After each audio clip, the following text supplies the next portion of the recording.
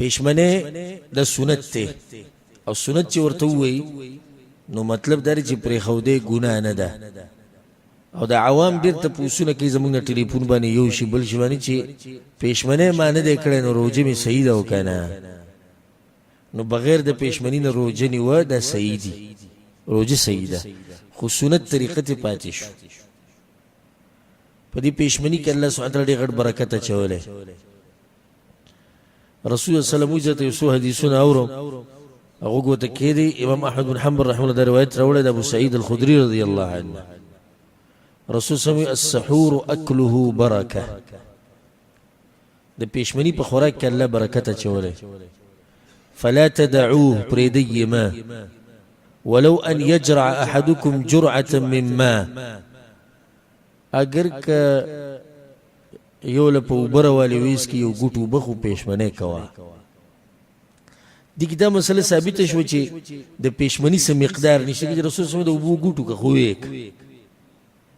برکت په ډیر زیات ته هغه برکات سدي یو صورت ذکر کوم پتا دی سره یو برکت دا دی چې په انسان کې طاقت راشي د عبادت لپاره نن دی پیشمنه وکړو سبا له د قران تلاوت کې درسونو ته کې نه عبادتونه به کې ذکر او اذکار به پیشمنه نه کړي سبا ګډوډ پروت سب مطلب شو دویم برکت په کې دا دی چې د بدو اخلاقونو په سړی بچ کی دې ماته څوک وضاحت کولای شي خوراک څخه کړي نو طبيعت برابرۍ نو روزه سرته نه خيږي روزه سرته نه خيږي نو طبيعت به برابرۍ ها یو برکت دا دی چې روزه به د تاسانی نو شوق به ډیریږي د روزو سره ځکه چلته دي د لاس روزه ته تاسانه شو کنه نو ستاسو مستقبل کې به اراده لري چې نوري بم نیسم یو برکت پکې دا دی چې د رسول سم تابعداري پکې ده یو برکت پکې دا دی چې تهجد به وکړي سحور سحر ناغسته شی پېشمنی دا وخت او الله د مؤمنانو مبارکي وبالاسحار هم يستغفرون پېشمنی په دې ټیم کې د مؤمنان تهجد کې بخانه غوړ نه دا برکت دلته شته بل برکت پکې دا دی چې د يهودو د نصاراو مخالفت پکې ده حدیث وته بیان یو برکت پکې دا دی چې د سحر موږ به د جمع سره وکړي رسول سلام د پیشمنی د خوراک ته مبارک خوراک ویلې عرباض ابن ساری رضی الله عنه روایت ته امام ابن ابي شيبه امام احمد راوړې ودعاني النبي صلى الله عليه وسلم الى السحور في رمضان میاشت رسول صلی الله علیه وسلم پیشمنی دعوت را کوي راځه پیشمنی او ما سره وکړي نو رسول صلی الله علیه وسلم هلم الى هذا الغذاء المبارك رازوی دا مبارک خوراک برکتونه والے دغه روایت چې ماته اوس ذکر کړ ابو سعید الخدری رضی الله عنه پای کې دادی ګورې دغه کې دی فإن الله عز وجل وملائكته يصلون على المتسحرين الله په دې خلکو باندې سناګانی وای او ملائک د دې خلکو د پاره بخانه غواړي کوم خلک چې پېشمنی کوي دا ګوره موږ ته معمولی خبره ښکاري وړي غټه خبره یو روایت کې دا راځي چې امام نسائی رحم الله روایت راوړی یو صحابي پر رسول صلی الله علیه وسلم او هو يتسحر او پېشمنه کو نو رسول صلی الله علیه وسلم صحابي ته وی انها برکه اعطاكم الله اياها فلا تدعوه دا یو برکت الله تاسو درکړې مې پرې دی ها بیا د څومره اندازه کې د بانګ نه مخکې کول پکار دي نو سنت طریقه ده چې بانګ ته به نږدې کې او صحابه کرام هغه مقدار نقل کړی لکه د صحابه کرام په منځ کې په صحیح بخاری کې د روایت ده صحابه کرام په منځ کې دا باز شو چې رسول صلی الله علیه وسلم پېشمنه څومره مخکې کو نو انس بن مالک رضی الله عنه چې یو ورځ رسول الله صلی الله علیه وسلم او زید بن ثابت رضی الله عنه تسحرا دوړو پېشمنه وکړو فلما فرغ من سحورهما کله چې دوی پېشمنی نه فارغ شو قام النبي صلی الله علیه وسلم الى الصلاه فصلى رسول صلی الله علیه وسلم منزوک اغوی انس بن مالک رضی کم کان بین فراغهما من سحورهما ودخولهما في الصلاه د د پېشمني نه فارغېده او منځ کې ننوته دې منځ کې څومره ټیم او یو روایت کې داسې راځي چې د بانګ نه مراد اقامت یعنی د اقامت او د رسول صلی الله علیه وسلم فارغېدو په منځ کې څومره ټیم وی قدر ما يقرأ الرجل 50 آیه لکه یو سړی چې 50 آیتونه د قرآن وایي او 50 آیتونه چې معتدل وی پارام نو بعض علما 12 منټه ذکر کوي بعض 14 او بعض 10 منټه خو لسو په خوا وشاکي نو دینه دا ثابت شو چې پېشمنه به کم ټیم کې منځ ته نږدې او دا سنت طریقه ده او په دې کې د یهودو نصارو مخالفت یو حدیث کې داسې راځي رسول صلی الله علیه وسلم وی لا تزال امتي بخير ما اخروا السحور وعجلوا الفطر زما امت هغه وخت پورې په دوی کې خیر پروت چې سو پورې دوی سکی پښمنه نا وخت کوي روزمات وختي کوي وختي مطلب دا نه چې دغه مخ کې د نور ډوبېدونه مطلب نور ډوب شو بس روزمات په دې کې رد دی په دوه قسم خلکو باندې زموږ په علاقو کې بعض مؤذنین سجل کوي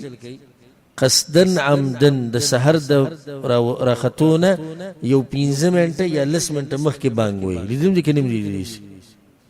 وې د دې لپاره وي چې خلک مخکې د خوراک نه بنشي دا غیر شرعي طریقه ده سادي کی کار نشته ته بانګ په هغه ټیم وي کم ټیم چي دي خباسي چل کوي نور ډوب شي دا غینه یو 3 منټه بعد بانګ وي چې خبره یقیني شي دم غیر شرعي کار الته رسول صلی الله علیه وسلم پېشمنه نا وخت کوي او روزمات وختي کوي او ته به دا قصه کوي نو به خو موږ محروم کړو دي او رسول صلی الله علیه وسلم د يهودو مبارک دا خبره ذکر کړې د اهل کتابو چې هغه سي چل کوي لأن اليهود والنصارى يؤخرون اغورو جماعت لیټ کوي او پېشمنه په دې طریقه نه کې کوم چې مسلمانانو نو موږ ته شریعت تاسو مخالفت کوي نو دا مسله یاد ساتئ بل مسله دغه ټیم کې اکثر دي چې پېشمنه سره دومره لیټ کې چې بانګ پیوي نه دومره ملیټ کوا دومره فاصله پرې د بانګ او د پېشمنی په منځ کې چې او دس پګي کی ځکه چې بیا باندې بانګو نو خوراک باندې بم پوه نشي او س او دس بم پوه نشي منځ باندې پوه نشي زمو خلک دا چی باندې مې لیکم چې چی سره عادت یغه کوشش کی چې مؤذن الله دغه ټیم کې د اخیری ګوټ بل چی کوي چې دغه زی پورې دا چی ورسېد سناشنا خبره ګوره د شیطان ګوره ډېر ناشنا چلونه کوي لکه کله الله د طرف نه نه کنه موږ دوه ورځې موږي کینو کنه چې کله ته الله نه ویلي لکه چې سړی سار پاسې پېښ دغه نه ودا ناشته نه و یا دا کوم چې بخیلان دي په قصې نه کوي خدا سړی ناشته ونه لاړ بګي کار ماسپخین کوشش وکړو خو ډوډۍ دي مزه نه ونه کړه راغه واپس کور ته ماخام ته نږدې اوس دې ټیم کې کدی په بل کار کې مصروف کوم سنه خوري او هیڅ پروا نه خو سبحان الله چې الله طرف نشي چې نه سبا نه خوري او سبا نس کې بیا د شیطان مونږ ته 2 منټه به بانګ ته پاتې دې کوشش کې چې 2 منټو کې سو خوري او چې دې کې سو اوس کې زیره زی بده وبوله دا غړ وبوله زیره اخري دغه کې او داسې د خوږی شي دا وخت نو لګ مخ کې ځم پارېغه ځان پارېغه کې چې دا د سټیم ته میلاو شي اخرنی مسله او مختصر ده د روجمات اړي کې د نراله چې روجمات مستحب طریقه سره وختي کول چې څنګه نور ډوب شي نو بس روجمات به دا مسله ساتي چې ګور د تعلق د دغه سره نه ساتي د بانک سره اوس یو علاقه کې نور ډوب شو بانک نه دی ویلې سبق کوي روجمات ول او نیول د بانک سره تعلق نه ساتي سحر روختو موزن نشتی روجه ونیس بس سبا نخوری نور دوب شو موزن نشتی روجه ماتک نور ډوب شو تا ته پته چې مؤذن نور ډوب شوی دی خصوصا کوم خلک چې باندو کې اوسېږي او ته ښه ښکاري نور ډوب شو مؤذن لا بیا هم 15 منټه بعد بانګ وایي خیر د 15 منټه مخکې روژه ماته ځکه چې مسله څه پورې تړلی شوې ده نور ډوبېدو نو دې کې مستحب طریقه ده اعتیادي کول او بیا مستحب طریقه دا ده چې په تازه کجورو باندې وکړي دا د رسول سم طریقه وه انس بن مالک روایت ته امام ابو داود امام ترمذي راوړی چې رسول سم به روجه ماتوله على رطبات په تازه کجورو فإن لم تكن رطبات که تازه به نه وي فتومیرات نو به زړې کجوري فإن لم تكن تومیرات حسا حسوات من الماء نو به اوبه وڅکړي نو سنت طریقه دا چې روژه ماته په څه وکړي په کجوره باندې